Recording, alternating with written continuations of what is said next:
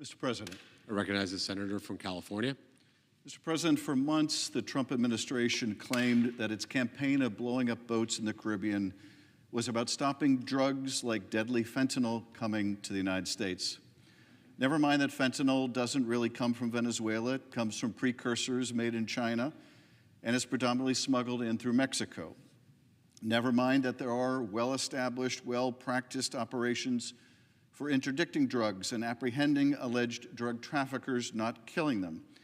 Never mind that we don't even have clarity on what was on these boats or who was on these boats and where they were headed.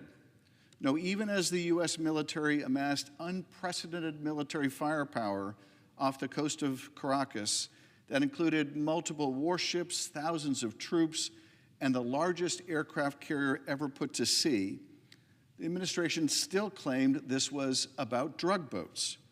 You heard the administration say that time and time again to the public and to Congress.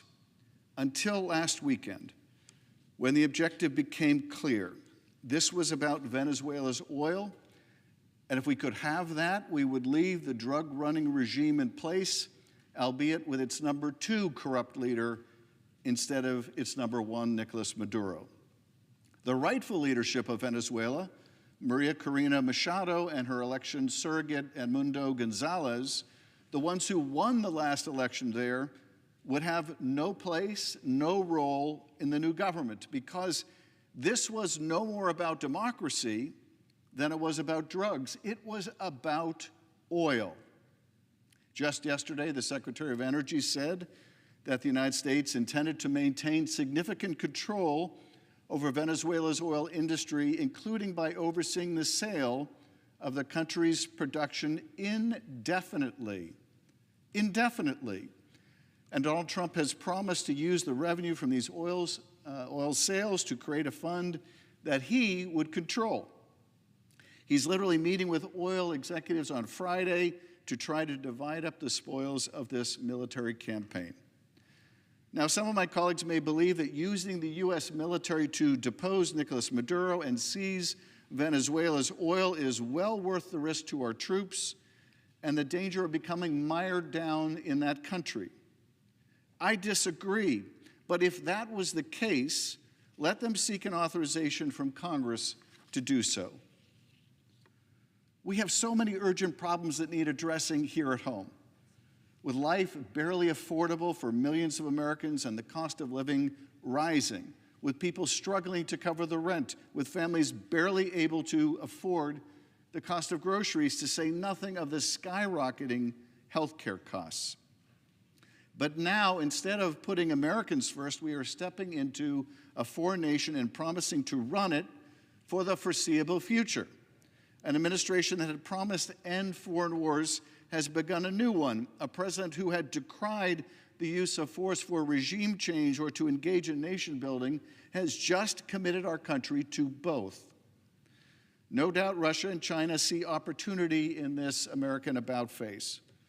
Russia to indict Ukrainian leaders and to seize them, and China to do the same in Taiwan.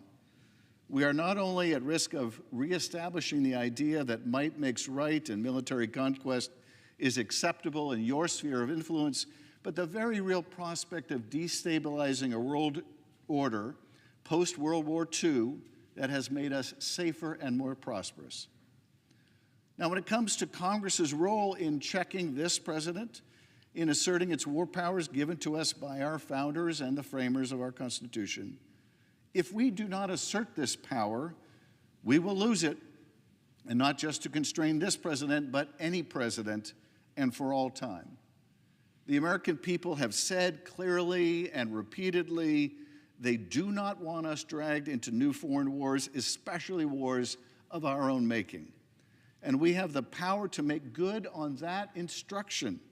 We are a co-equal branch of government and the only branch endowed with the power of the purse and the power to declare war or to refuse to do so. But if we do not assert these powers, if we don't stand up not just for our branch of government, but for the American people, there is no telling and no stopping what comes next. Because the administration has made it clear that Venezuela is the opening salvo. Will it be Cuba next, or Colombia, or Mexico, or Greenland, for crying out loud? This is the moment where we need to stand up and exercise our powers as part of the government that is closest to the people, to make it clear that no president can commit our military forces absent an attack on our country or imminent threat of invasion without the approval of Congress, and certainly not to help industry chase new profits or revenue in oil or minerals around the globe. We have a duty to our constituents, to our Constitution, and to posterity. Let us uphold it. Vote yes on the resolution, and with that, Mr. President, I yield back.